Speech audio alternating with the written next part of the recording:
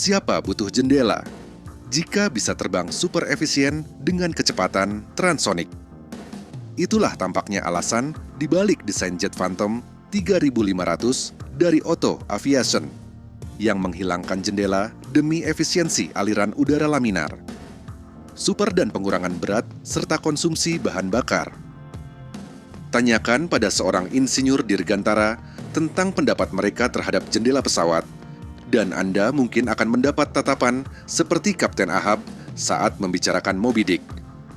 Singkatnya, para insinyur tidak suka jendela pesawat, bahkan bisa dibilang sangat tidak suka. Pasalnya, bentuk ideal badan pesawat adalah silinder mulus tanpa gangguan. Menambahkan jendela berarti mengganggu integritas struktural badan pesawat, menciptakan titik-titik lemah, di mana tegangan bisa terakumulasi. Jendela juga menambah berat dan mengganggu aliran udara di permukaan pesawat, meningkatkan hambatan udara, drag. Namun semua itu harus ditoleransi hanya karena mengurung penumpang dalam sebuah tabung tanpa jendela bisa memicu kepanikan atau klaustrofobia. Sayangnya, pertimbangan kenyamanan penumpang kerap mengorbankan efisiensi teknik.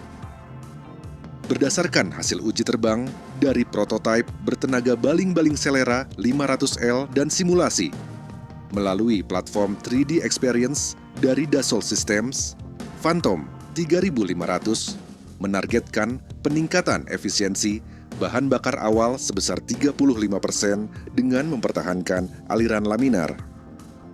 Artinya, bentuk badan pesawat, sayap, dan ekor dirancang agar aliran udara mengalir dalam lapisan-lapisan halus dan sejajar seperti setumpuk kartu yang meluncur lembut tanpa tercampur satu sama lain. Dengan begitu, udara hampir tidak menyentuh badan pesawat dan mengalir dengan gesekan minimal. Jika aliran laminar ini dapat dipertahankan, terutama pada kecepatan transsonik antara Mach 0,8 hingga Mach 1,2, maka hambatan bisa berkurang secara signifikan, efisiensi bahan bakar meningkat, jangkauan penerbangan bertambah, kecepatan naik, bobot mesin dan struktur dapat dikurangi, serta pengalaman terbang jadi lebih mulus. Dengan penggunaan material serat karbon canggih yang memungkinkan permukaan badan pesawat dibuat mulus tanpa sambungan, Phantom 3500 membawa efisiensi ke level berikutnya dan membuat para insinyur tersenyum puas karena tak ada lagi jendela yang mengganggu. Sebagai gantinya, badan pesawat halus dan mengilap yang diklaim mendekati bentuk optimal untuk mempertahankan aliran laminar pada kecepatan transsonik.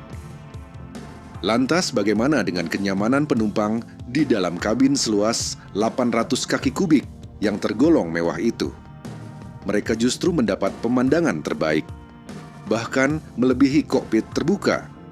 Alih-alih jendela kecil berukuran maksimal 27,2 kali 40, 67 cm, kabin Phantom 3500 dilengkapi layar digital definisi tinggi di sisi kiri, kanan, bahkan di langit-langit kabin.